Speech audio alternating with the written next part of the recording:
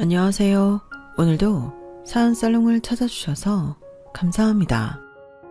저는 30대 초반 결혼한 지는 반년도 되지 않아 이혼을 선택하게 된 사람입니다.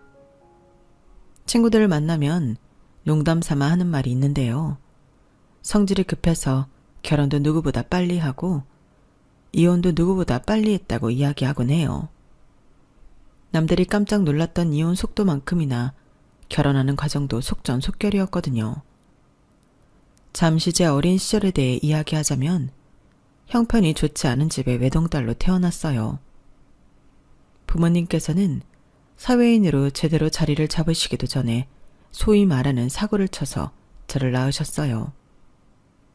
경제적인 기반이 없는 상태에서 갑작스럽게 결혼 생활을 시작한 터라 어린 시절 제 기억 속 부모님은 늘 바쁘셨어요. 자연스럽게 저는 할아버지, 할머니 손에서 크게 됐고요. 성인이 되면 부모님과 시간을 보낼 수 있을 거라 생각했지만 대학교를 서울로 오게 되고 직장도 서울에서 자리를 잡게 되면서 부모님과 함께 할 수 있는 시간은 점점 더 없어졌어요. 그렇게 20살 때부터 10년 가까이 혼자 타지 생활을 하다 보니 문득 연애만으로는 그 외로움을 채우기 힘들다는 생각이 들었어요. 그래서 30살이 되자마자 저를 평소 좋게 봐주시던 직장 상사분이 주선해준 소개팅에 나갔고 그렇게 남편을 만나게 됐어요. 이제 와서 하는 말이지만 막상 소개팅을 했을 때는 남편에게 큰 관심이나 흥미가 생기지 않았어요. 하지만 첫 만남 이후 제게 적극적으로 다가오는 모습에 호감을 갖게 되었죠. 관심이 가지 않는 상대이다 보니 저도 모르게 조금 소홀해질 때가 많았고 연락도 자주 하지 못했음에도 남편은 제게 꾸준한 관심과 연락을 줬어요. 휴일에도 제 컨디션을 최우선으로 생각해 만남을 강요하지도 않았고 가고 싶은 곳을 물어보고 함께 해줬죠. 하나부터 10까지 제게 맞춰주는 사람이다 보니 안 맞는 부분을 맞춰가느라 다툴 필요조차 없었어요. 어느 순간 그게 익숙해지다 보니 편안함을 느끼기 시작했고 남편이 저에게 맞춰주는 게 아니라 우리가 잘 맞는 거라는 생각이 들었죠. 주변에서도 저희가 만나는 모습을 보며 그런 남자는 없으니 잘해보란 소리뿐이었어요. 야, 요즘 그런 남자 없다. 요즘 남자들이 얼마나 재는데 그 사람은 순수하게 너한테 호감을 갖고 있는 것 같아서 보기 좋은데? 그러니까. 그리고 나이 들수록 조건 맞는 남자는 있어도 성향 잘 맞는 남자는 찾기 힘들다. 그것도 복이야. 친한 친구들마저 그렇게 인정해주는 분위기이다 보니 얼마 못 가서 저도 마음의 문을 열게 되었어요. 그땐 정말 사랑받는 기분이 컸고 그 기분이 좋아서 연애를 했던 것 같아요. 그리고 몇 개월이 지난 후 데이트가 끝나고 집으로 돌아가는 길이었어요.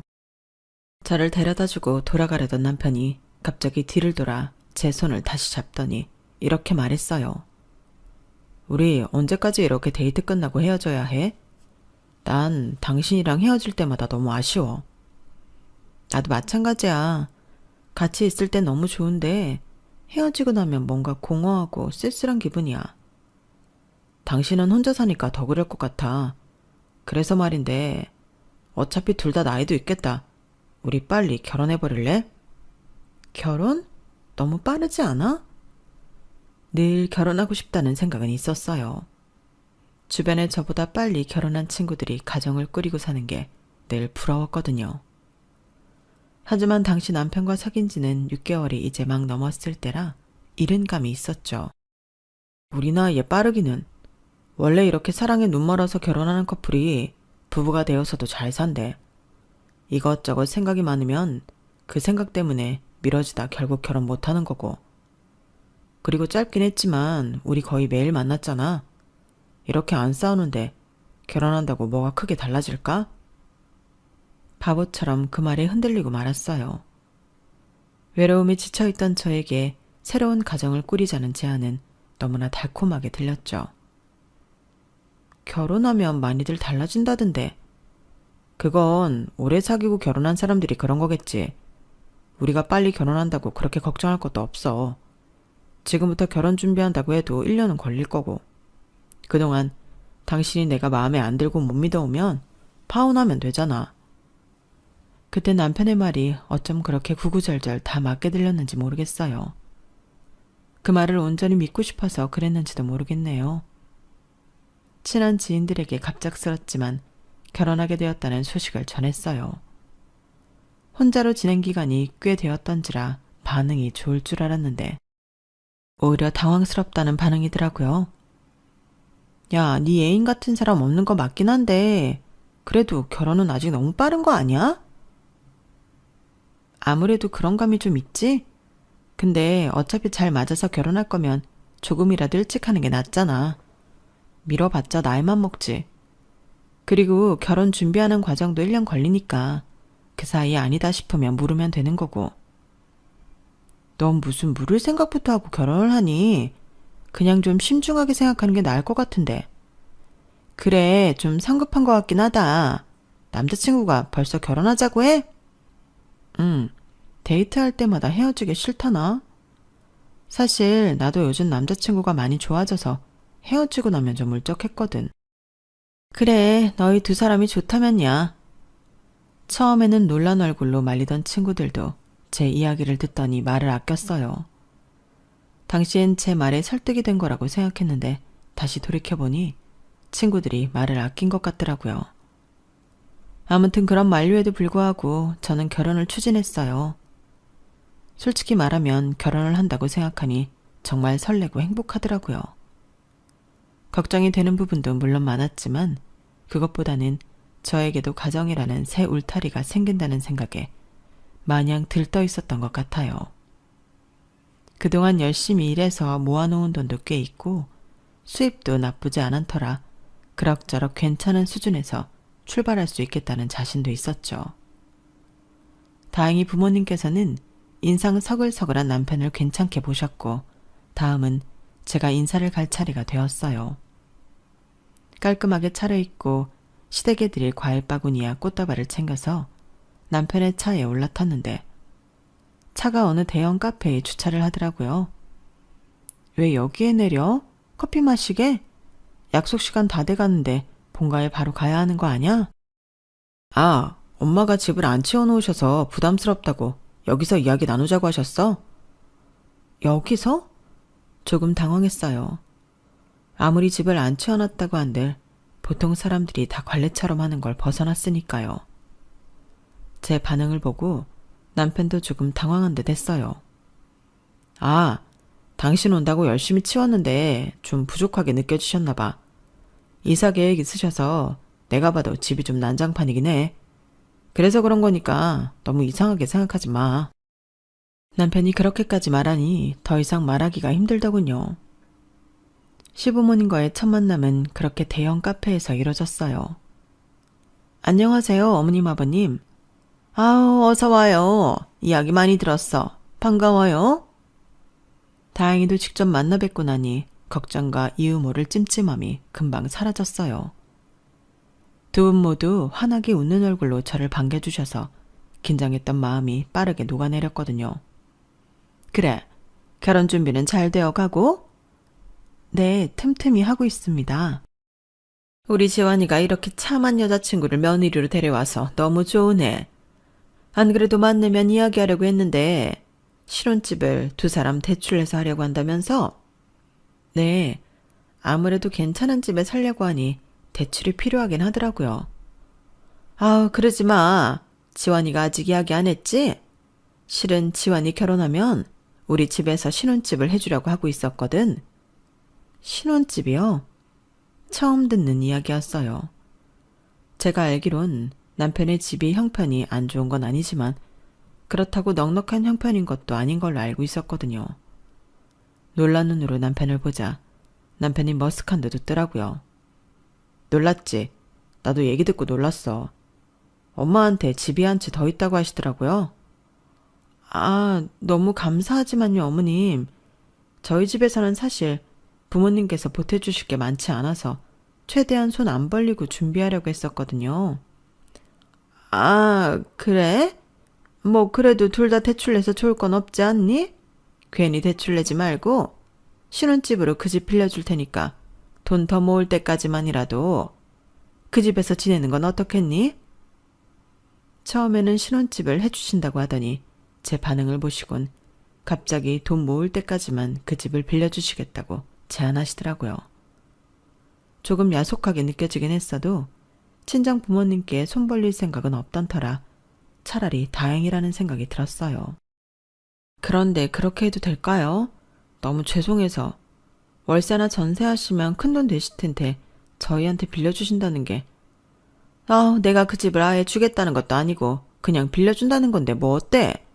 안 그럼 니네가 어느 세월에 돈을 다 모으겠어? 이거라도 해주고 싶어서 그러니 한 3년만이라도 살아봐. 그래요 뭐 뼈 빠지게 대출 갚느니 이렇게라도 도움 받을 수 있으니 얼마나 다행이야. 요즘 서울 집값도 다시 엄청 올랐잖아. 그렇긴 하지. 남편과 시어머니의 설득에 넘어가 3년 정도만 도움을 받기로 했어요. 그래도 그 정도 돈을 모으면 지금보다 훨씬 여유가 생길 것 같긴 하더라고요. 우리 뭐 하나 보태지도 못하는데 너무 감사해서 이걸 어쩌나? 사위 오면 한우라도 구워 먹여야겠네. 사실 결혼하면 집 문제가 반 이상인데. 그래. 그게 해결되었으니 남들보다 고생은 덜하면서 시작하게 됐구나. 참 다행이다. 항상 시부모님한테 잘해드려. 얼마나 고마운 분들이니. 친정 부모님께서도 엄청 좋아하셨어요. 그 모습을 보니 저도 안심이 되더군요. 보통은 결혼식 전에 이사를 다 해놓은 터라 저희도 당연히 그렇게 진행하는 줄 알았어요. 그런데 어머님께서 이렇게 말씀하시더군요. 마음 같아서는 당장 집을 뺏어주고 싶은데 지금 살고 있는 사람이 집 구할 때까지만 살게 해달라고 하도 사정을 해서. 너희 신혼여행 다녀온 뒤에나 입주가 가능할 것 같아. 그건 괜찮겠니? 네, 어쩔 수 없죠. 저희도 급한 건 아니니까 기다릴게요, 어머님. 그렇게 결혼식까지는 별 탈 없이 흘러왔어요. 여전히 남편은 제게 다정하게 대해줬고 시댁 식구들도 마찬가지였어요. 결혼식을 올리기도 전에 나 참 결혼 잘한 것 같다는 생각이 들 정도였으니까요. 집안 배경이 화려하거나 돈을 잘 버는 남자는 아니더라도 이렇게 세심하게 저를 맞춰주는 남자를 만났다는 게 천운이라고 느껴졌어요.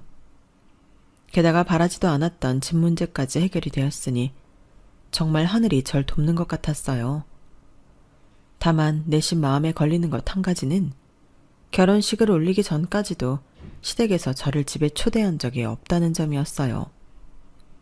만난 일이 많지는 않았지만 어쩌다 한번 만나게 되어도 늘 밖에서 식사를 했고 그럴 때마다 의아해하는 저에게 남편은 어머니가 집밥을 싫어하신다, 아버지가 집에만 계시는 걸 답답해하신다 등의 이유를 대가며 저를 안심시키려고 했어요. 그래도 곧 결혼하는데 시댁집 주소조차 제대로 모른다는 사실이 영 찜찜했어요. 주변 친구들도 이상하게 생각할까봐 차마 속 편하게 털어놓지도 못하겠더라고요. 하지만 찜찜한 마음을 해결하고 싶은 것보다 판도라의 상자를 굳이 열어보고 싶지 않았던 마음이 더 컸던 것 같아요. 그 상자를 열었다가 혹시나 지금 제가 믿고 지내왔던 행복이 다 깨질 수도 있으니 두려웠나 봐요. 그 덮어놨던 두려움이 그렇게 커질 줄은 정말 꿈에도 상상을 못했어요.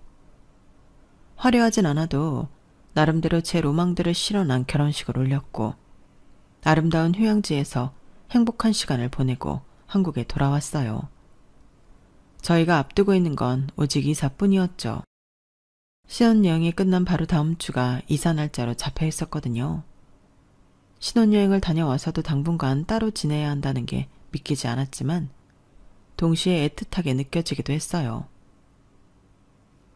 여보, 일주일 있다가 봐. 그래, 보고 싶을 거야. 그렇게 일주일이 지나고 이사를 가는 날이 되어서야 저희가 살 신혼집을 제대로 보게 되었어요. 대충 사는 지역만 알고 자세히 보는 건 처음이라 시부모님과 함께 남편이 운전하는 차에 몸을 맡겼는 게 생각보다 후미진 곳으로 들어가더라고요. 여보, 여기가 어디야? 왜 계속 들어가? 길 잘못 들어온 거 아니야? 아니야, 여기 맞아. 조금만 기다려봐. 그래, 맞게 가고 있다. 왜 이렇게 성질이 급하니? 들어가는 길이 험하기도 하고 치안도 안 좋아 보이는 골목이라 가면서도 제발 이곳 어디쯤은 아니길 기도했어요. 여길 지나면 사람 살만한 동네가 나오겠거니 얼마나 바라고 또 바랬는지 몰라요. 하지만 제 바람과는 달리 차는 얼마 못 가 한 허름한 빌라 앞에 멈추고 말았어요.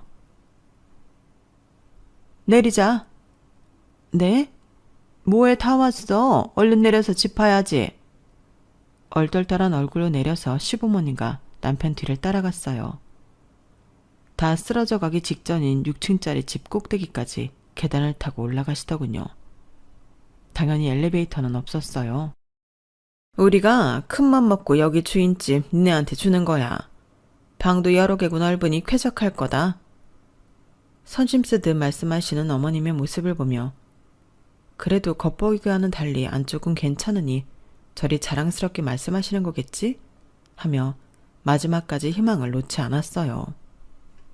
하지만 문을 열면서 그 마지막 희망까지 처참히 부서지더군요. 어머님 말씀대로 나름대로 한 빌라의 주인집답게 큰 방도 3개나 되고 2명이서 살기엔 꽤 넓은 집이긴 했어요. 하지만 문제는 안쪽도 장난이 아니었어요. 얼마 전까지 사람이 살았다는 어머님 말씀과는 달리 사람이 살았던 흔적은 눈을 씻고 찾아봐도 없이 낡고 휑한 데다 군데군데 벽지까지 벗겨져 있더군요. 어머님이 말씀 안 하셨으면 폐가인 줄 알았을 수준이었으니 더 이상 설명하지 않아도 되겠죠. 여기가 말씀하셨던 저희 신혼집일까요? 주인집이라 아래층이랑도 분리되어 있고 방도 참 넓고 좋지? 아, 네. 그런데 표정이 왜 그래? 아, 생각했던 것보다는 집이 손볼 곳이 좀 보여서요. 이걸 어찌 말해야 하나 싶어 최대한 돌려 말했는데 시어머니께서는 오히려 반갑다는 듯 웃으시더군요. 그래? 하긴 네가 인테리어 디자이너잖니. 사실 이 집이 오래되기는 해서 신혼 느낌이 나는 그런 집은 아니기는 해. 젊은 사람 둘이 신혼집 같은 분위기 내려면 아무래도 여러 군데 손을 보는 게 좋겠다. 리모델링이라고 하나? 이 집은 넓어서 리모델링만 하면 아주 쾌적하고 궁궐 같을 거야. 마침 네가 전문가라니까 다행이네. 네, 리모델링 맡기시려고요? 하면 좋지? 며느리가 전문가인데. 기다렸다는 듯 리모델링 이야기를 꺼내시는 시어머님을 보니 살짝 어이가 없었어요. 저희에게 주는 집도 아니면서 리모델링은 당연하다는 듯이 떠넘기는 모습이 원래부터 이런 의도로 집을 빌려주신다고 했나 의심이 들 정도였죠. 정신없이 이삿짐을 정리하고 나니 회의감이 들었어요. 우중충하고 습한 데다 냄새까지 좋지 않은 집에서 앞으로 살아가야 한다고 생각하니 정말 막막하더라고요. 여보, 근데 정말 이 집에서 살아야 하는 거야? 당신은 괜찮아? 당연히 괜찮지. 이 집은 무려 공짜로 사는 집인데. 그럼 당신은 대출에 허덕이면서 살고 싶어? 그것보단 나중을 위해서 돈 모으면서 여기에 짓는 게 낫지. 집이 좋진 않아도 넓잖아. 나도 어렸을 때 형편이 좋지 않아서 좋은 집에서 살아본 적은 없지만 이 집은 해도 해도 너무한 느낌이 드는데 게다가 이렇다는 말씀은 전혀 없으셨잖아. 그게 무슨 소리야. 엄마는 우리 생각해서 갖고 있는 집 중에 제일 좋은 집으로 주신 건데 이 집 이래 보여도 주인집이야. 제일 비싼 집이라고. 올라오면서 보니까 새도 안 나가는 것 같은데 비어있는 호수도 있고. 그래서 당신이 하고 싶은 말이 뭔데? 어머님 말씀대로 리모델링을 하든지 해야 그나마 살 수 있을 것 같아. 이렇게 우중충한 집에서 살았다간 우울증 걸리겠어. 그래, 그럼 하면 되지.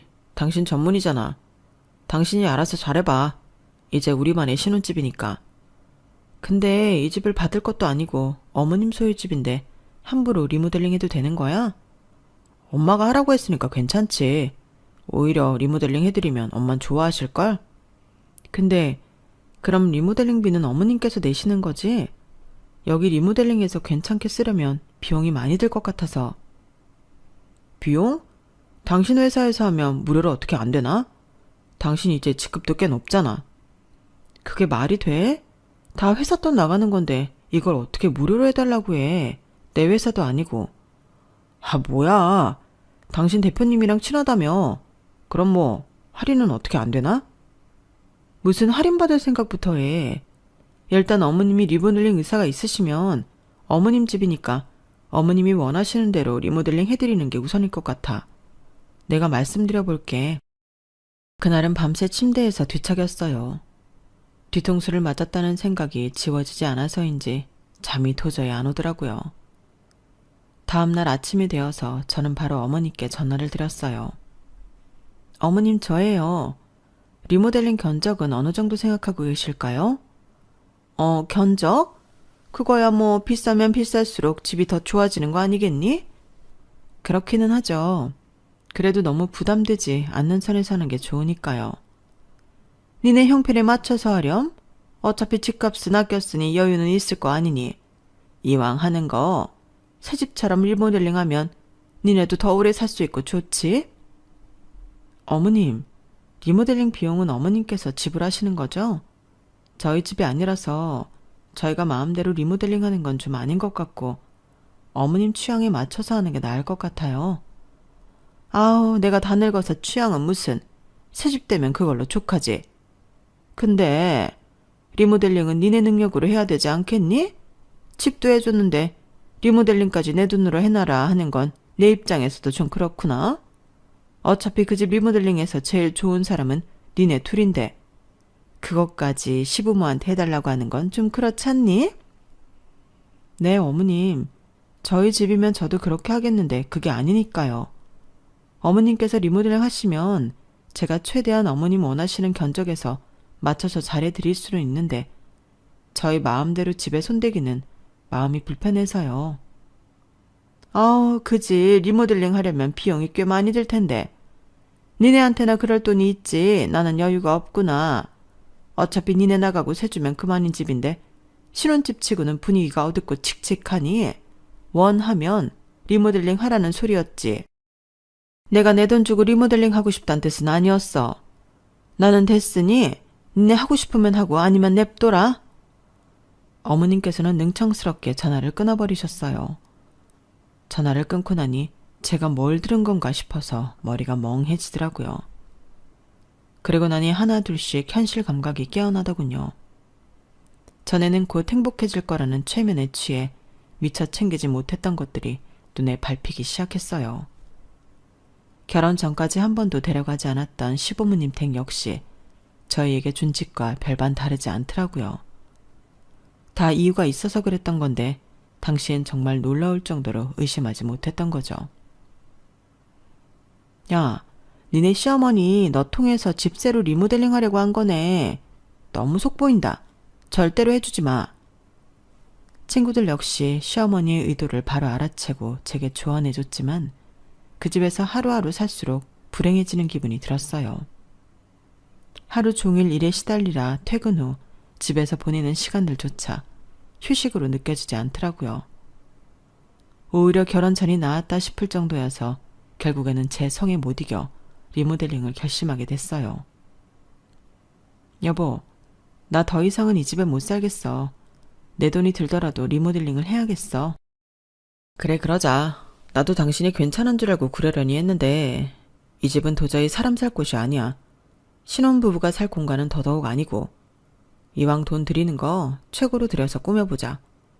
우리 집 아니어도 오랫동안 살면 되니까. 남편의 동의하에 제가 직접 담당해서 리모델링을 진행하기 시작했어요. 시어머니의 의도대로 되었다는 생각에 조금 분하긴 했어도 이렇게라도 하지 않으면 내가 먼저 죽겠다는 생각에 그냥 좋게 생각하기로 했어요. 남편 말대로 생각했던 것보다 더 오래 살면 인테리어에 얼마가 들던 웬만한 집값보단 훨씬 저렴하니 남는 장사라고 스스로를 다독였죠. 그런데 인테리어를 시작한 지 얼마 안 되었을 때 어머님께 전화를 받았어요. 야, 결국은 리모델링 하기로 했다면서? 어떻게 하기로 했니? 네, 어머님. 제가 좋아하는 스타일이 있어서 우드톤으로 깔끔하게 꾸며보려고 해요. 어머, 우드톤? 그런 거 너무 심심하지 않니? 좀 심심해 보여도 깔끔한 톤으로 맞춰놔야 질리지도 않고 오래 가거든요. 이왕이면 유행 안 타는 스타일로 하는 게 좋을 것 같아서요. 그래? 어차피 돈 들이는 거 좀 요즘 스타일로 하지.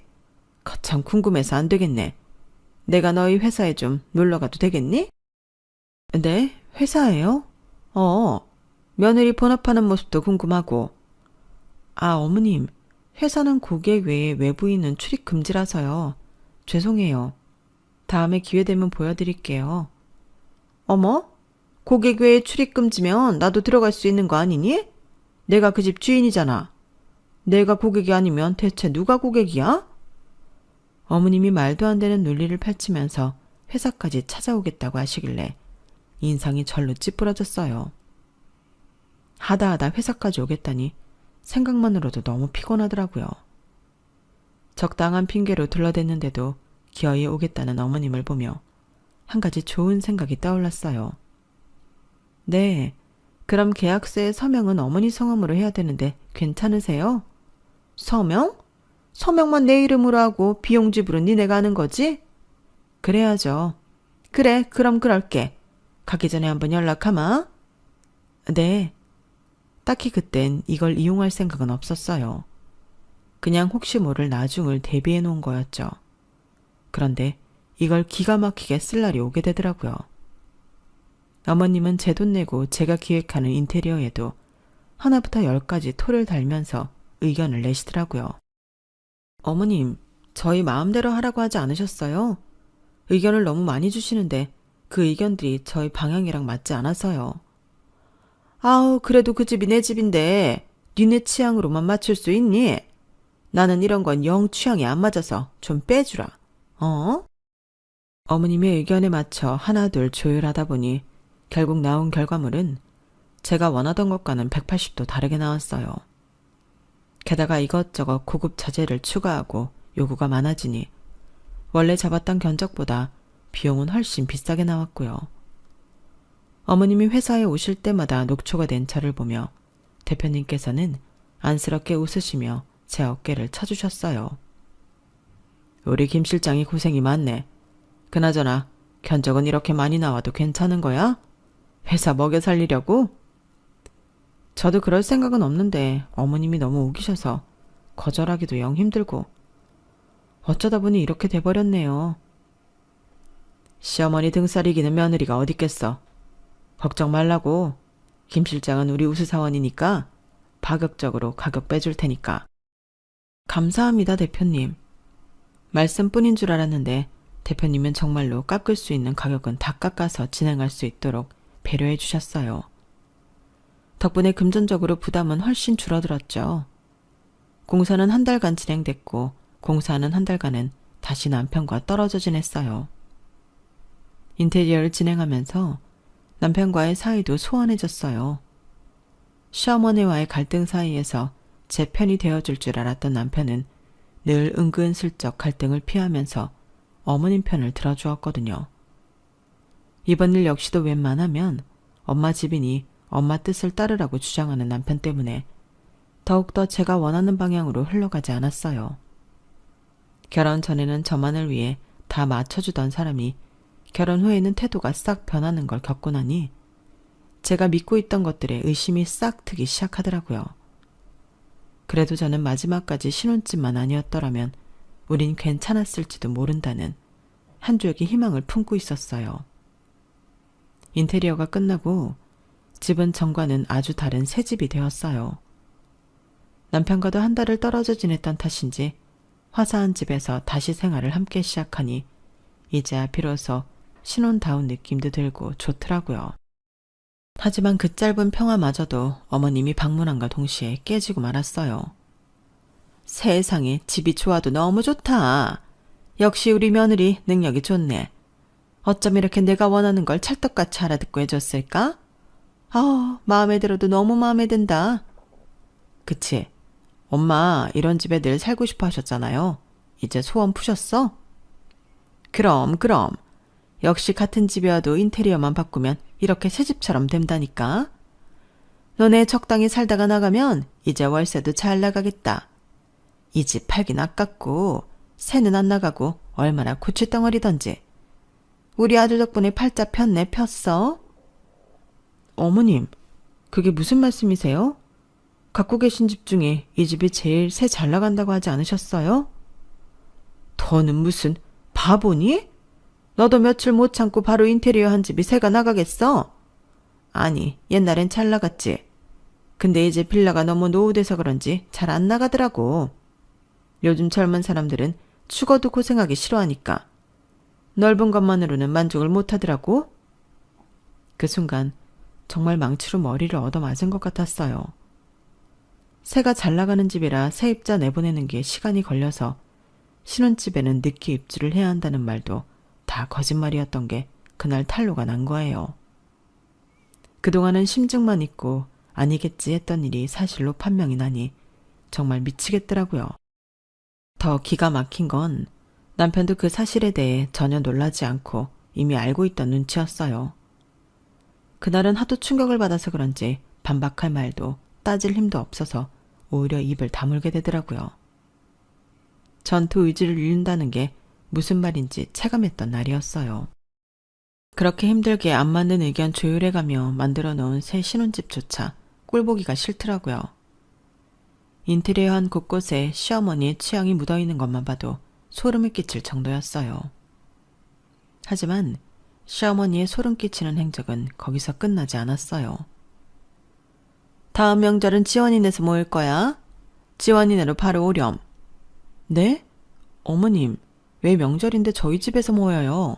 당연히 시댁에서 모여야죠. 예, 그렇게 넓고 좋은 집 놔뒀다가 뭐하게? 방도 많은데 멀리서 온 식구들 자고 가기도 딱 좋고.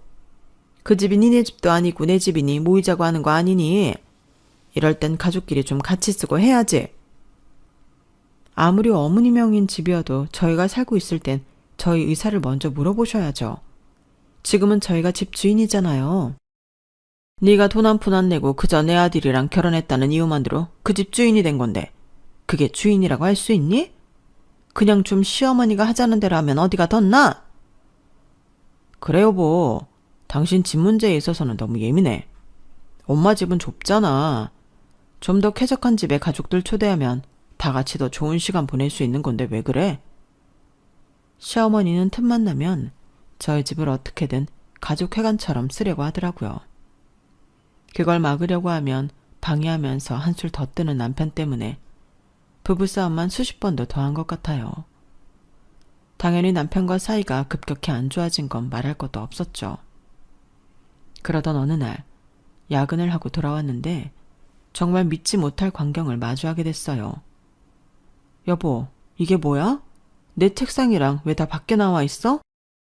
방이 하나 남아서 제 작업실 겸 서재로 두었던 방의 가구들이 다 거실에 흩어져 있었어요. 너무 당황스러워서 남편부터 찾으면서 집으로 들어갔는데 방에서 너무나도 당연하다는 듯이 어머님이 나오시더라고요. 며느리 왔니? 어머님이 왜 거기서 나오세요? 여긴 제 방인데요. 아우, 얘 또 시작이네. 너 아직도 말 안 했니? 아니, 지원이가 말이다. 글쎄, 나랑 이 사람 보고 여기 들어와서 살라지 뭐니. 방이 하나 빈다면서. 뭐라고요? 어머님이 가리킨 곳엔 아버님까지 계셨어요. 방안을 자세히 살펴보니 제 짐이 싹 빠진 자리에 시댁에서 어머님 아버님이 쓰시던 침대와 옷장, 화장대로 가득 차 있더라고요. 순간 눈앞이 핑 돌면서 쓰러질 뻔했어요. 우리 아들이 어찌나 지 부모 생각을 하는지. 저희들만 좋은 곳에 사는 게 미안하다고 이렇게 또 불러줬지 뭐니. 이래서 자식을 잘 낳아야 된다니까. 아들 덕에 좋은 집에 다 살아보는구나. 그러게 말이야. 우리가 다른 건 몰라도 자식 농사 하나는 끝내주게 지었어. 사사기 된 저는 아랑곳하지 않고 하하호호거리며 자기들만의 세상에 빠진 시부모님을 보니 환멸이 났어요. 뒤늦게 욕실에서 나온 남편을 보니 멱살을 잡고 싶은 충동에 사로잡히더군요. 여보 왔어? 아, 얘기 들었지? 그렇게 됐어. 뭐라고? 나한테는 말 한마디 상의도 없이 그렇게 됐다고? 결혼 전부터 지금까지 당신은 날 순수하게 대하긴 한 거야? 어떻게 당신도 당신 부모님도 이렇게 겉과 속이 다를 수가 있어? 뭐? 당신 제발 말 조심해. 나한테 화가 났으면 나한테만 화내면 되지. 꼭 부모님 욕을 그렇게 면전에 대고 해야겠어? 못 배워먹은 사람같이. 뭐? 못 배워먹은 건 당신이겠지. 내가 그동안 얼마나 많이 참았는진 당신이 더 잘 알잖아. 그럼 내가 당신한테 사실대로 말하면 당신이 과연 우리 엄마 아빠를 열린 마음으로 받아줬을까? 아니잖아. 반대할 거 뻔한데 어떻게 사실대로 먼저 말하냐고. 그리고 이거 따지고 보면 우리 엄마 집인데 못 오실 것도 없잖아. 솔직히 그래.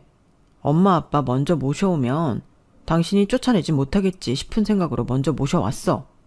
이렇게라도 안 하면 난 당신 때문에 평생 효도 못할 테니까. 뭐라고?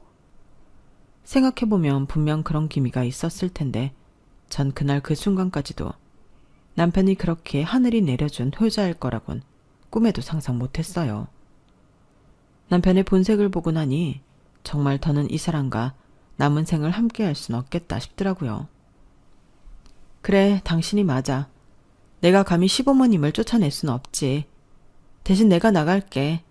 당신은 평생 부모님 모시고 효도하면서 행복하게 살아. 뭐라고? 지금 농담하는 거지? 농담은 너나 하겠지. 난 너 같은 효자랑 같이 살 생각 없어. 효도하고 살 생각이면 너 혼자 실컷 해. 난 내 부모한테 효도하고 살 테니까. 저는 그대로 방에 들어가 캐리어 두 칸에 귀중품과 옷가지들만 챙겨서 집을 나와버렸어요. 그리고 며칠 후 남편에게 이혼 서류를 보냈죠. 남편은 절대 서류를 작성하지 않으려고 했어요. 협박도 해보고 설득도 해봤지만 끝까지 고집을 부리는 통에 결국 소송을 걸어버렸죠. 변호사를 통해 상담을 받으면서 인테리어 관련 이야기를 털어놓으니 뜻밖의 조언을 얻었어요. 혼인이 단기간에 파탄난 경우에는 부담하신 주거 개선 비용은 반환받을 수 있는 관련 판례가 있습니다. 제가 도와드릴게요. 제 사정을 알게 되신 대표님께서 적극적으로 도와주신 덕분에 인테리어 비용 결제 내역과 시공 계약서, 그리고 어머님과 고객 상담 때 나눴던 대화 내용 녹취록 등을 쉽게 확보할 수 있었고, 그걸 가지고 이혼 소송과 동시에 법원에 증거자료를 제출했어요. 제가 인테리어 비용으로 돌려받을 수 있는 금액은 1억 원으로 소송을 시작했어요. 재판 결과가 나오기까지 오랜 시간이 걸리긴 했지만 결국 법원에서는 저의 손을 들어주었고, 유책 배우자인 남편은 제게 1억 원이라는 어마어마한 금액을 갖게 되었죠. 말도 안 돼. 분명히 이 정도 금액은 아니었잖아. 아니라는 증거 있어? 그리고 그 정도 금액이 아니었더라도 그건 나로 인해서 혜택을 본 거지. 당신이나 당신 부모가 잘나서 해준 게 아니야. 이혼도 당한 마당에 이제 그만 정신 좀 차리지. 법원을 나서는 순간까지도 제게 징징대는 남편에게 한마디 제대로 쏘아준 후 저는 남편과 정말로 헤어졌어요. 연애기간과 결혼기간을 합쳐서 함께 보낸 시간이 2년 남짓밖에 안 되는 짧은 인연이었지만 그 어떤 인연보다 정말 지독했죠. 남편은 당장 갚을 돈이 없어 고민 끝에 그 싸구려 집을 처분한 모양이었어요. 재개발도 안 되는 지역에 지어진 낡은 집이었지만 그나마 인테리어를 새 것처럼 해놓은 덕분인지 팔리긴 했더라고요. 그래봤자 겨우 인테리어 비용 빼면 별로 남지도 않는 가격이었겠지만요. 집을 팔고 나서 남편과 시부모님은 다시 시부모님이 살던 작은 집으로 옮겨갔고, 그나마 있던 재산이 처분되어 버린 탓에 생활 형편은 급격히 어려워졌다고 들었어요. 그런 소식을 들으면 기분이 좋지 않을 줄 알았는데 그동안 하도 시달렸던 탓인지 꼴 좋다는 생각밖에 안 들더군요. 지금 저는 회사 근처에 독립했고 더 멋진 싱글라이프를 위해 열심히 일을 하고 있습니다. 회사에서는 여전히 신방맞는 사원으로 일하고 있고요.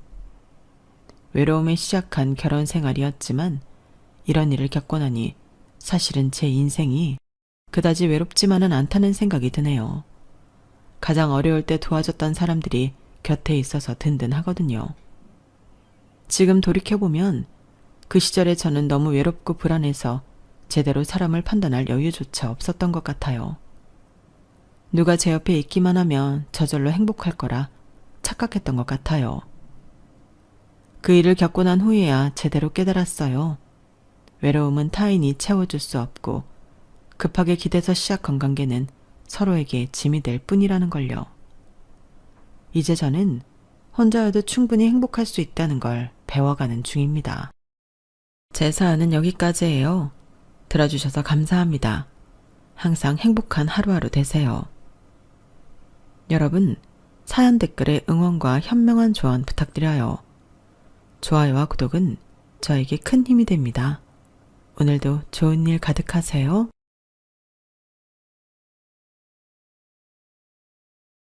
안녕하세요. 오늘도 사연 살롱을 찾아주셔서 감사합니다. 남편과 사별하자마자 인생의 쓴맛을 제대로 본 여성이에요. 저는 이번에 큰일을 겪고 나서 그런 생각을 하게 됐어요. 사람을 죽이는 것도 사람이고 사람을 살리는 것도 사람이라고요.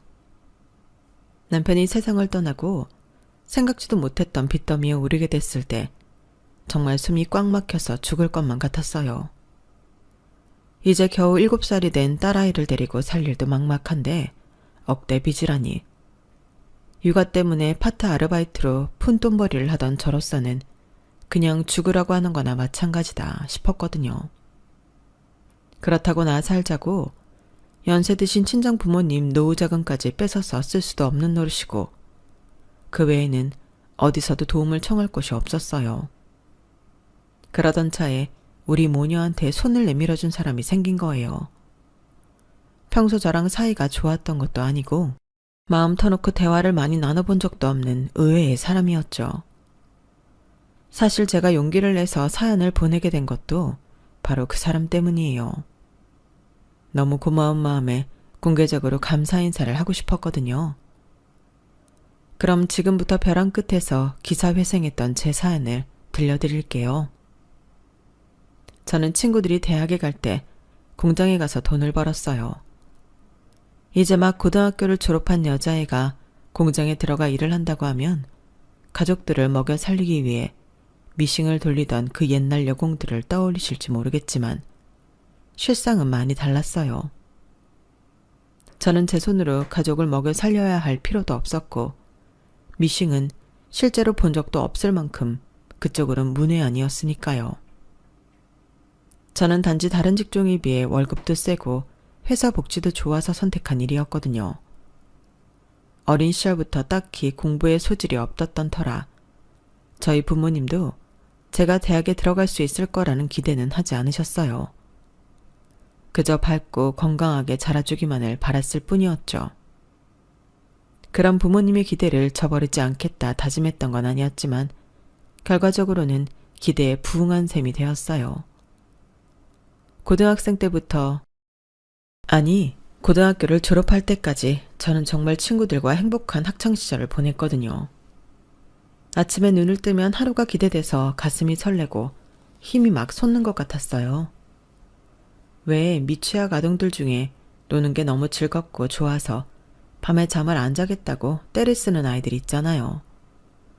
저는 고등학교를 졸업할 때까지 그런 심정으로 매일매일을 살았어요. 지금 생각해보면 제가 어떤 면으로는 정상이 아니었다고 생각할 정도였죠. 무슨 일이든 재미있게 할 수 있을 것 같았고 그 일로 돈을 모아서 내가 좋아하는 것도 사 먹고 가고 싶은 곳으로 여행도 가고 옷이랑 구두, 액세서리도 사고 싶었어요. 결과적으로는 잘한 선택이었죠. 왜냐면 거기서 제 남편도 만날 수 있었거든요. 제가 남편을 만난 건 22살 때였는데 직급으로 보면 남편은 관리자였고 저는 말단 노동자였어요. 그래서 공장에서 일하는 동안 남편 도움을 많이 받기도 했어요. 제 직업은 비록 반도체 공장 생산직이었지만 남편은 어엿한 대학을 나온 대졸 관리직 직원이었어요. 그런 사람이 대학 문턱에도 못 가본 생산직 여직원과 사귄다고 하자 남편 동료들 중에는 이런 말을 하는 사람들도 있었어요. 성준 씨는 결혼 생각은 안 해? 어린애 데리고 놀 생각 말고 제대로 된 여자 만나 가정을 이룰 생각을 해야지. 애들은 엄마 머리 담는다는데 대학도 안 나온 여자랑 결혼까지 하는 건 좀 그렇잖아? 그냥 한 몇 달 데리고 놀다 끝내. 결혼 상대는 내가 소개해 줄 테니까. 그 말에 남편은 불같이 화를 냈어요.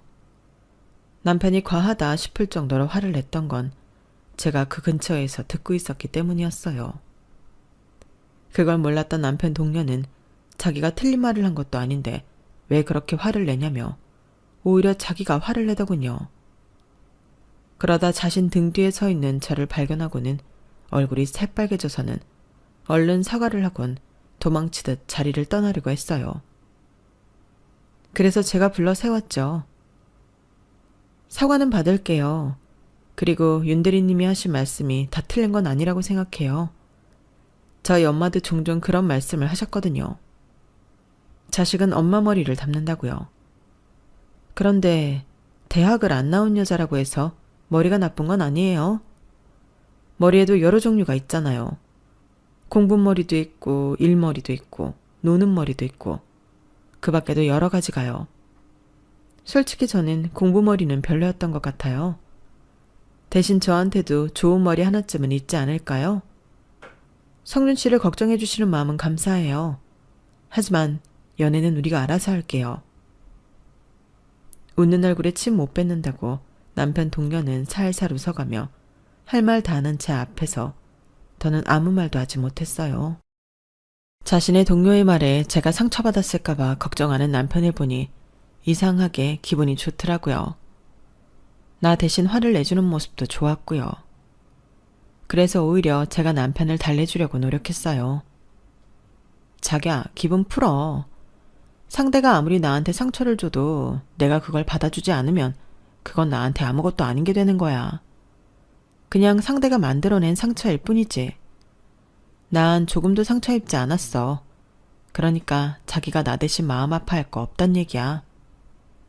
대학을 가지 않겠다고 마음먹은 것도 나고 난 내 선택에 후회가 없거든. 제 장점이다 단점이 바로 상대의 말에 휘둘리지 않는다는 거예요. 별다른 이유는 없어요. 저는 그저 인생을 즐겁게 살고 싶을 뿐이거든요. 남의 시선이나 말에 따라 흔들리게 되면 그때부터 주변 눈치를 보게 되고 그러다 보면 사는 게 재미없어지니까요. 남편은 그런 제가 신기했나 봐요. 사귀는 동안 남편이 제게 가장 많이 했던 말 중 하나가 넌 참 신기한 애다 라는 말이었거든요. 어쩌면 남편이 저와 결혼을 결심한 것도 이런 제 성격 덕분인지도 몰라요. 언젠가 남편이 이런 말을 하더라고요. 사실 나는 이 회사에 들어오게 된 게 내 인생의 실패라고 생각했었어. 대학 동기들도 그렇고 친한 친구놈들도 다들 나보다 이름 있고 좋은 회사에 들어갔거든. 녀석들을 만나서 연봉이랑 회사 복지 얘기가 나올 때마다 내 자신이 초라하게 느껴지고 창피했었어. 그러다 널 만나고부터 알았어. 정말 창피한 건 내가 다니는 회사가 아니라 다른 사람들한테 보이는 거에만 급급했던 한심한 나였다는 걸. 난 언제쯤 너처럼 단단한 사람이 될 수 있을까? 사실 저는 제가 단단한 사람이라는 생각은 안 해요. 그냥 태어날 때부터 나한테 주어진 하루하루가 너무 소중해서 행복해지고 싶다는 생각을 한 뿐인 거니까요.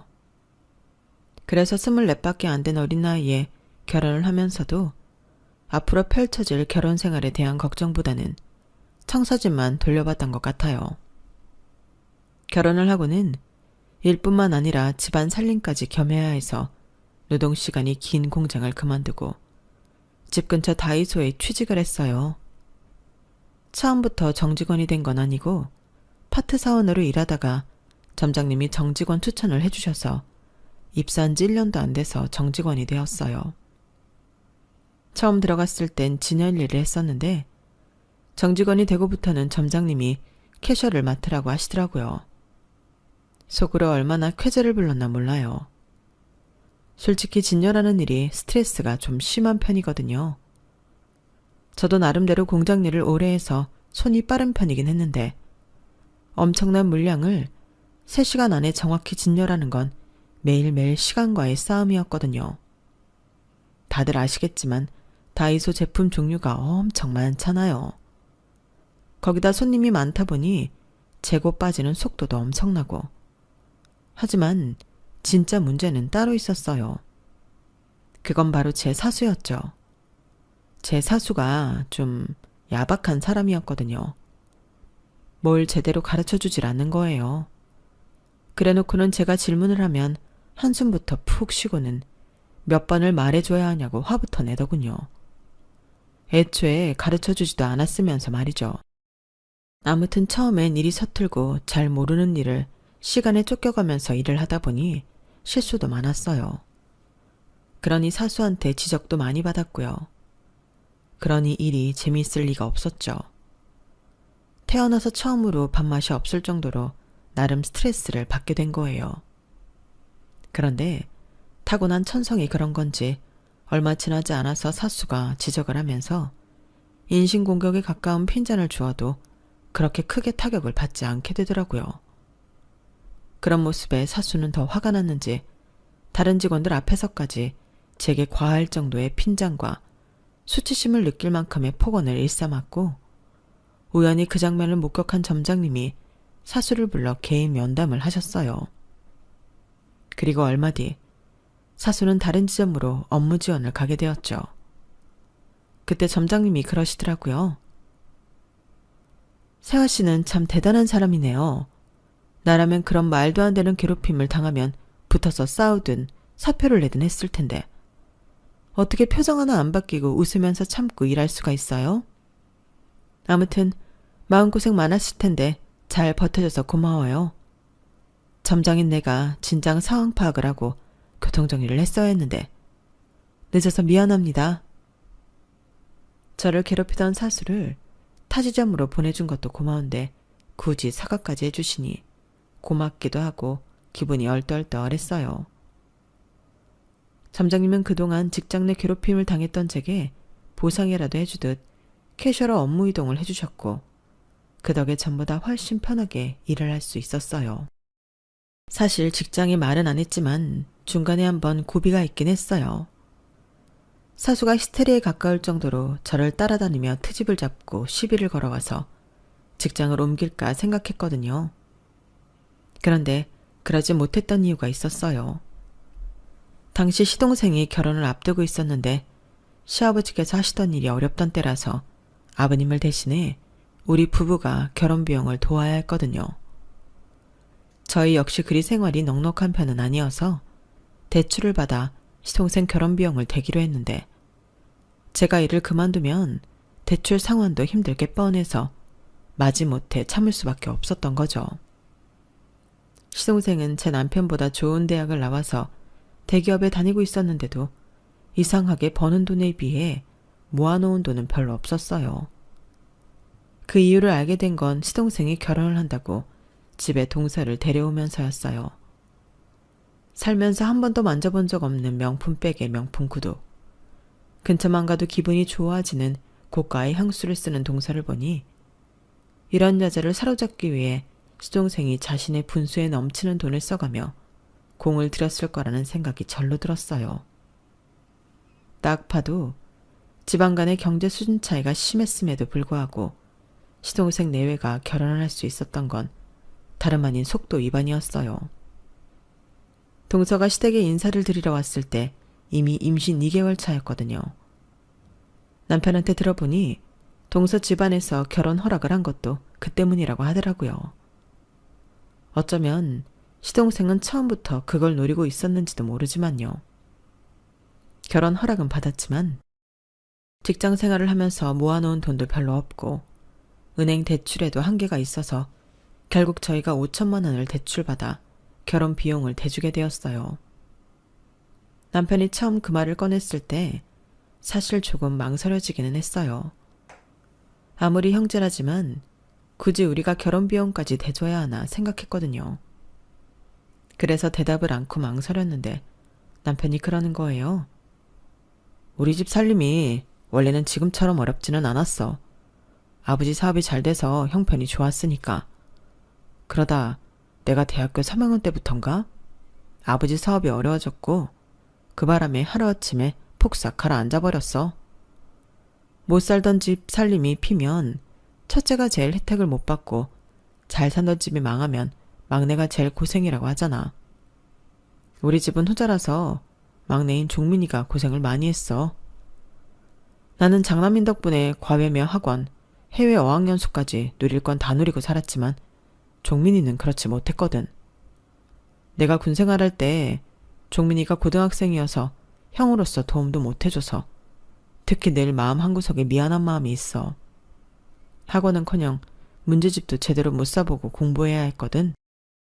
그래도 워낙 똑똑한 놈이라 명문대로 척하니 들어가고 대학 4년 내내 장학금 받아가며 공부했으니 참 대견한 놈이지. 당신한테는 미안한 말이지만 부모한테 받을 거 다 받고 자란 형으로서 동생한테 조금이나마 도움을 주고 싶어. 내가 이렇게 부탁할게 여보. 동생에 대한 미안함을 가지고 사는 남편을 보니 딱 잘라 거절할 수가 없었어요. 저야 형제가 없어서 잘은 모르지만 마지로서 동생들을 생각하는 남편 마음을 조금은 헤아려 줘야 하지 않을까 싶어서 시동생 결혼 비용을 돕는 걸 찬성했어요. 그 때문에 일터에서 받는 스트레스도 참아가며 일을 해야 했어요. 그런데 몇 해 뒤 신우이가 결혼할 때가 되니 괜한 짓을 했었다는 후회가 들더라고요. 이렇게 나 결혼 비용 얼마나 대줄 거예요? 종민이 때 5천 해줬으니까 나도 그 정도 해줄 거죠? 더 해주면 좋고. 아가씨, 그게 무슨 소리예요? 결혼 비용을 대달라뇨. 저희 형편 뻔히 알면서 그래요. 내가 유빈이 낳고 일도 쉬고 있는데 무슨 돈이 있어요? 어머, 그럼 나는 결혼 비용 안 대줄 생각이었어요? 아니, 이런 게 어딨어요. 막내는 결혼 얘기 나오자마자 바로 돈 해주더니 왜 나만 안 해준다는 거냐고요? 솔직히 우리 큰오빠는 잘하면서 부모님 덕 많이 봤지만 나 때는 집이 망해서 해외 어학연수는커녕 대학도 갔다고요. 큰오빠는 아빠한테 받을 거 다 받았으니까 번듯한 대학 나와 이름 있는 직장도 다니고 이 정도 사는 거잖아요. 그런 혜택을 받았으면 동생한테 자기가 받은 거에 반의 반이라도 갚아줘야 하는 거 아니냐고요. 내 말이 틀려요? 그러니까 나도 결혼 비용 대줘요. 나도 종민이랑 똑같이 5천 해달라고요. 신우이가 결혼을 앞두고 이런 말을 꺼낼 줄은 정말 몰랐었기에 황당하기만 했어요. 똑같은 동생인데 누구는 돈 해주고 누구는 안 해주냐면서 신우이는 몇 달이나 저희 부부를 힘들게 했어요. 오빠, 우리 3남매 중에서 대학 못 나온 건 나밖에 없어. 나는 뭐 대학 안 가고 싶었는 줄 알아? 솔직히 중학생 때까지만 해도 내가 오빠보다 공부 더 잘한 거 알지? 우리 집 망하고 학원 하나 제대로 못 다니게 되면서 그때부터 나 성적 떨어진 거라고. 아빠한테 오빠만큼 금전적인 지원 받았으면 나도 그깟 대학 당연히 들어갔을 거라고. 그랬으면 내가 이 고생하고 살았겠어? 나도 더 좋은 조건 가진 남자 만나 훨씬 폼나게 결혼하고 살았을 거란 말이야. 게다가 나는 오빠랑 종민이랑 다르게 집안 살림도 하고 살았잖아. 엄마 대신 내가 중학생 때부터 집안일 해온 거 기억 안 나? 그랬으면 종민이는 못 해줘도 나는 해줘야지. 어떻게 나만 못 해준다고 이러냐고. 그동안 내가 집안일 해온 거 파출 도우미 식으로만 줘도 5천은 될 거야. 아버님 사업 실패 충격에 시어머니께서 일찍 돌아가시고 어린 신우이가 집안 살림을 해온 건 사실이에요. 본인은 그 때문에 결혼도 늦어졌다고 하는데 그 말이 사실인지 아닌지는 잘 모르겠지만요. 아무튼 자신의 희생을 돈으로 환산해달라는 신우이의 말은 정당한 요구인지는 모르겠지만 하필 그걸 왜 우리한테 요구하냐고요. 그렇게 따지면 저는 무슨 죄예요?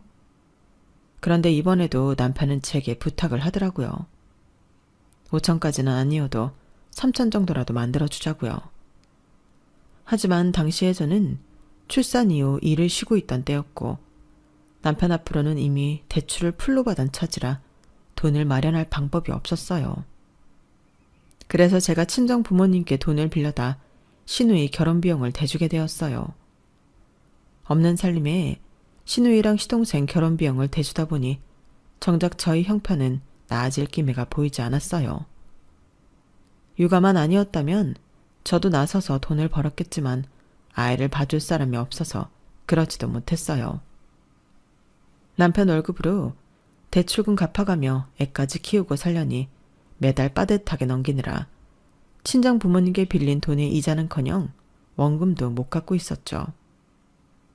다시 일을 시작한 건 우리 딸이 4살이 됐을 무렵이었어요. 아이 하원 시간에 맞춰 퇴근을 해야 했기에 정직원으로 다니다 퇴사했던 다이소에서 파트 알바로 다시 일을 시작하게 되었거든요. 그나마 제가 돈을 벌기 시작하면서 가게에 조금은 숨통이 트이기 시작했어요.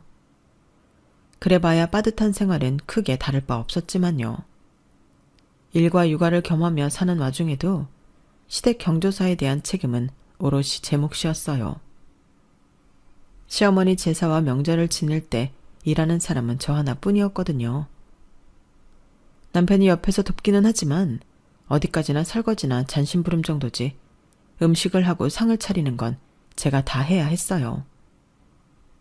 이 집에 며느리가 저만 있는 건 아닌데도 동서는 매번 손 하나 까딱하지 않았으니까요. 가끔은 육아로 고단하다며 아예 오지 않는 경우도 덜어 있었고요. 누가 보면 동서가 육아와 가정살림을 도맡아 하는 줄 알겠지만 실상은 전혀 아니었어요. 저보다 1년 먼저 출산을 한 동서는 집에 도우미까지 두고 살았는데 그러면서도 늘 애 키우는 게 힘들다고 투정이었어요. 시동생은 잘 사는 처가 눈치를 보느라 질질 끌려가는 형국이었고요. 시누이는 시누이대로 일해야 할 때면 자기는 출가 외인이라고 못을 박았어요. 이런 경우 집안 어른인 시아버지께서 교통정리를 하셔야 하지만 저희 아버님은 그럴 생각을 하지 않으셨어요. 맏며느리가 집안이라는 게 당연한 거 아니냐는 식이었죠. 아버님은 그저 자신이 받아 챙길 것만 알뜰히 챙기면 되는 그런 분이었어요. 둘째 며느리가 보내는 용돈과 딸 사위가 보내는 보약에만 신경 쓰는 분이었거든요. 그깟 명절 음식 뭐 얼마나 된다고 큰애 너는 우거지상을 하고 있냐? 네 시어머니도 살아생전에 다 했던 일이다. 너만 그렇게 사는 거 아니야. 그러게 누가 맏며느리로 들어오라디? 그게 다 네 팔자거니 생각하고 받아들여라. 말이라도 못하면 밉지라도 않지. 아버님은 꼭 이렇게 대못을 받곤 하셨어요. 아버지, 무슨 말씀이 그래요? 차라리 수고했다고 한마디 하시면 될 일을 굳이 그런 식으로 사람 가슴에 칼 꼽으십니까? 아버지가 자꾸 이러시면 저도 앞으로는 이 사람 일 못하게 집에 두고 혼자 올 겁니다. 매번 이 사람 혼자 허리 한번 못 펴고 주방에서 전전긍긍하는 거 더는 못 보겠다고요. 몇 년을 참아오던 남편은 급기야 아버님 앞에서 화를 냈고 그 일로 시동생과 시누이까지 달려들어 싸움이 커져버렸어요. 즐거워야 할 명절에 온 가족이 갈갈이 찢어져서 말다툼을 하게 되자 이게 전부 나 때문인 것만 같아서 마음이 무겁더라고요. 낙천적이고 상처 잘 안 받던 제 성격도 빡빡한 인생살이에 치이다 보니 여지없이 무너져 버렸어요. 예전처럼 사는 게 즐겁지도 않고 타인의 곱지 않은 시선도 고스란히 느끼며 살게 되었으니까요. 그렇게 박한 생활에 찌들어가던 어느 날 그나마 저를 지탱해주던 남편이 사고로 세상을 떠나고 말았어요. 회사에서 정리해고 대상에 올랐다는 소식에 동료와 함께 술을 마시고 집으로 오다가 길에서 쓰러져 그대로 생을 마감한 거예요. 사인은 심장마비였어요. 함께 술을 마신 동료들 말에 따르면 회사에서 퇴사를 강요하는 압박에 평소 스트레스가 심했다고 했지만 쓰러진 장소가 회사가 아닌 술집 앞 도로였기 때문에 회사로부터 그 어떤 보상도 받을 수 없었어요. 그런데 안 좋은 일은 연달아 일어난다고 제 남편의 갑작스런 죽음에 충격을 받으신 시아버지께서 큰아들의 부고를 듣고 쓰러지셨는데 그 후로 의식이 돌아오지 않게 된 거예요. 제 남편 장례식장에 모인 집안 어른들은 이러다 줄초성 나는 거 아니냐고 걱정들을 하셨죠. 그런데 안 좋은 일은 여기서 그치지 않고 얼마 뒤 시동생 부부의 이혼으로 이어졌어요. 동서를 만나 얘기를 들어보니 동서는 신혼 초부터 이혼을 요구했던 모양이더라고요. 그런데 지금까지 들은 척도 않던 시동생이 갑자기 무슨 바람이 불었나 이혼을 해주겠다고 그러더래요. 그러면서 자신을 알코올 중독에 정신 이상으로 몰아 양육권을 빼시려 한다더군요. 이미 집에서 일하던 도우미 아주머니와 짜고 말까지 맞춘 뒤라 동서한테 불리한 상황이 된 모양이었어요. 그래서 동서가 제게 법정에서 증언을 해달라고 하더라고요. 사실 당시에 저는 그러고 싶은 마음도 없었고 그럴 정신도 아니었어요. 남편이 세상을 떠난 지 몇 달 안 된 터라 아직 마음 정리도 안 됐고 생활 정리도 안 된 어수선한 상태였거든요. 앞으로 어린 딸을 데리고 어떻게 살아야 하나 눈앞이 캄캄한 처지에 남의 이혼 소송에 직언할 정신이 어딨겠어요. 그래서 거절하려는데 형님, 이번 한 번만 도와주세요. 형님이 저 안 좋아하시는 거 알아요. 그동안 말은 안 하셨지만 제가 많이 미우셨을 거예요. 이 집에 똑같이 며느리로 들어와서 힘든 건 고스란히 형님이 떠맡아 있으니까요. 그런데요, 형님. 저 우리 지우 없이는 못 살아요. 저 그이한테는 정 없어요. 지우 때문에 할 수 없이 산 거라고요. 그런데 이제 와서 지우까지 뺏기면 제 인생엔 남는 게 하나도 없어요. 형님도 유빈이 없이 하루도 못 사시잖아요. 저도 마찬가지예요. 법정에서 거짓말을 해달라는 것도 아니고 형님이 아시는 대로만 말씀해 주시면 돼요. 그래만 주시면 제가 반드시 은혜 갚을게요. 다른 것도 아니고 자식을 뺏기지 않으려고 눈물로 제게 호소하는 동서를 보니 그동안 동서와 서먹했던 사이가 조금은 녹아내리더라고요. 똑같이 자식 기르고 사는 처지에 모른 척 할 수 없어서 결국 법정 증언을 해주었어요. 동서는 평소 술은커녕 알코올이 든 음료나 초콜릿도 먹지 않았다는 것과 아이한테 히스테리를 부리거나 함부로 욕설을 퍼붓는 일은 없었다는 걸 말해주었죠. 오히려 시동생이 평소 언행이 바르지 않았던 점, 술을 마시면 자기 형과 아버지한테도 주먹질을 하며 달려들었던 것까지 다 말했어요. 덕분에 동서는 양육권과 친권을 얻을 수 있었고 그 일로 시동생은 제게 앙심을 품게 되었죠. 어느 날이었어요. 밤에 우리 집 초인종이 요란하게 울리길래 인터폰을 확인했더니 술에 취한 시동생이 야구방망이를 손에 들고 대문을 부슬듯 두드리며 문을 열라고 소리치지 뭐예요. 남편도 없는 마당에 너무 겁이 나서 딸아이를 끌어안고 경찰에 신고를 했어요. 다행히 잠시 뒤 달려온 지구대 경찰이 시동생을 연행했고 그날 밤은 무사히 넘길 수가 있었어요. 제가 법정에서 증언을 하는 바람에 동서한테 아들을 뺏기고 위자료도 못 받았다고 시위를 한 거였죠. 그 후로도 시동생은 술만 먹었다 하면 찾아와 행패를 부렸고 때때로 살벌한 문자로 위협을 하기도 했어요.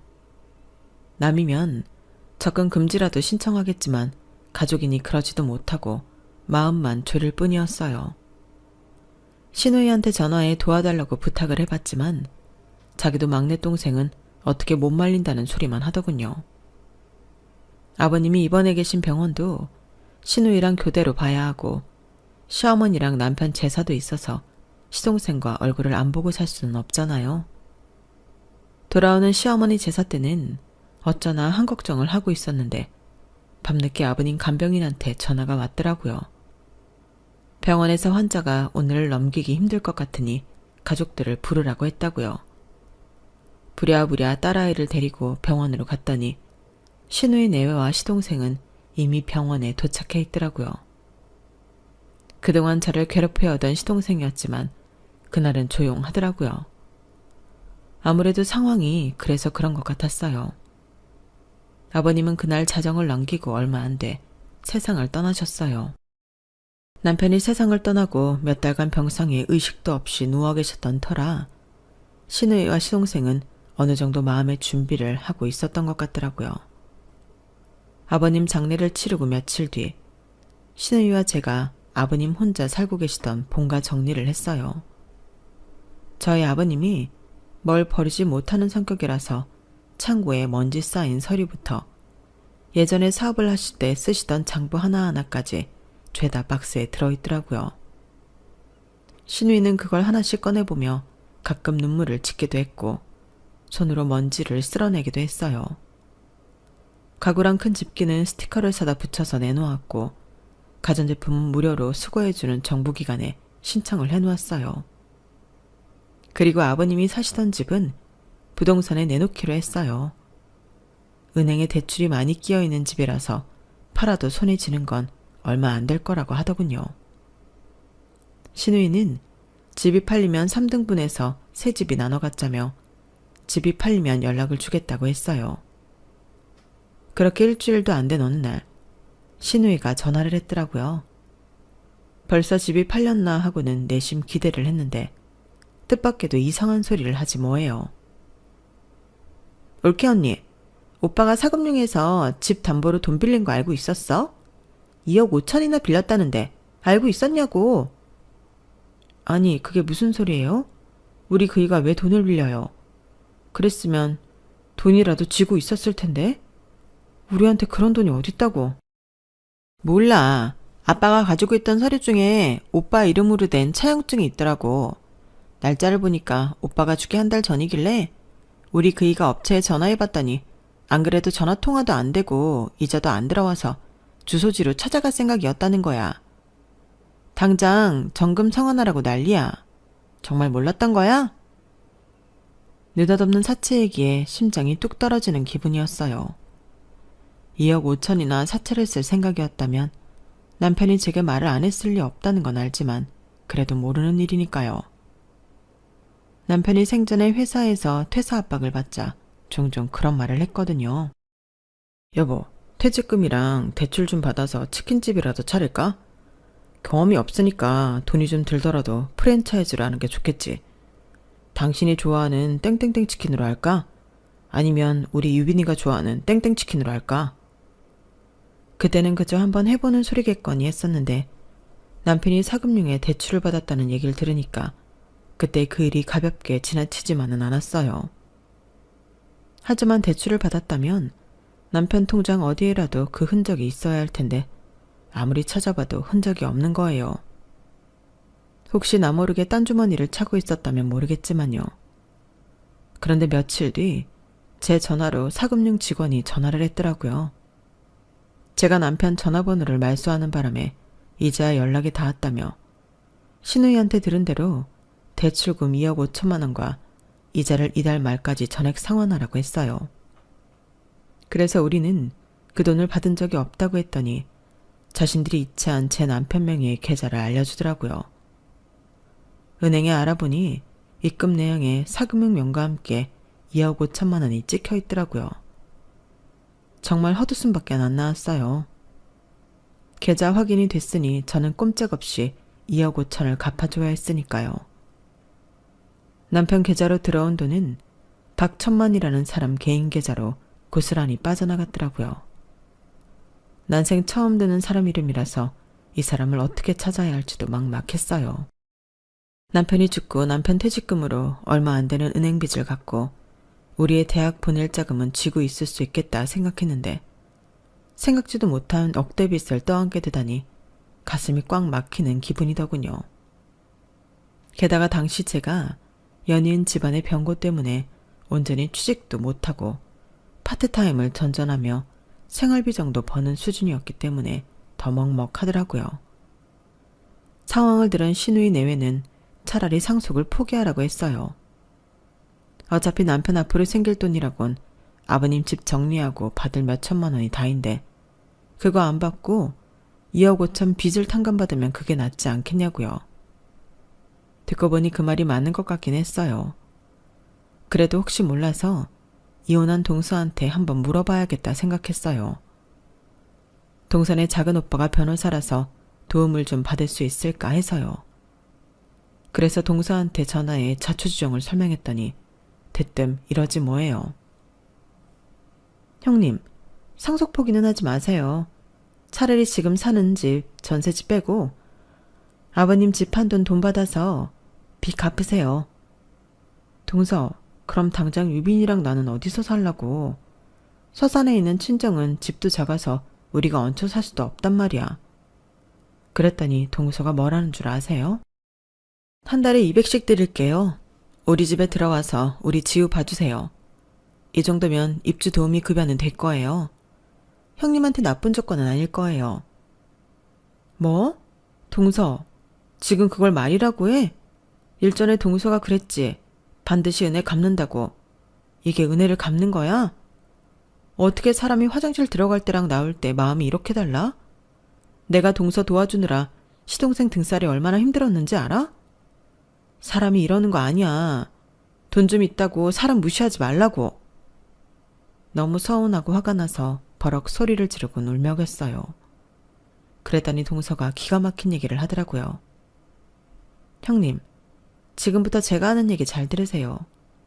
형님이 상속 포기하는 순간 형님은 땅을 치고 후회하게 될 거예요.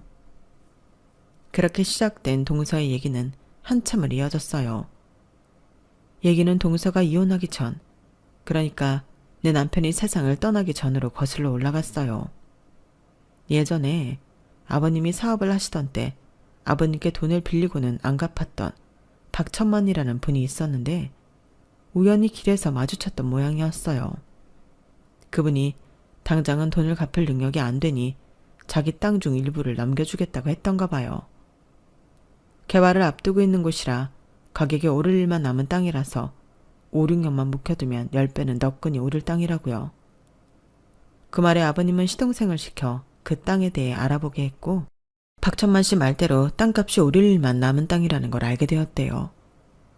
하지만 아버님 수중엔 돈이 없어서 시동생이 동서 친정돈으로 그 땅을 사려고 했던가 봐요. 그땐 이미 그이랑 헤어질 생각을 하고 있던 때라서 돈을 빌려주고 싶지 않았어요. 누구 좋으라고 돈을 빌려줘요? 그래봤자 나중에 저한테 줄 것도 아닌데. 그래서 거절했더니 아버님이 아주버님께 얘기를 했던 모양이에요. 남편은 당시 정리해고 대상이었던지라 회사를 나오게 되는 건 시간 문제였고 그렇게 되면 받게 될 퇴직금을 생각해 일단 사금융에서 돈을 빌리게 된 거예요.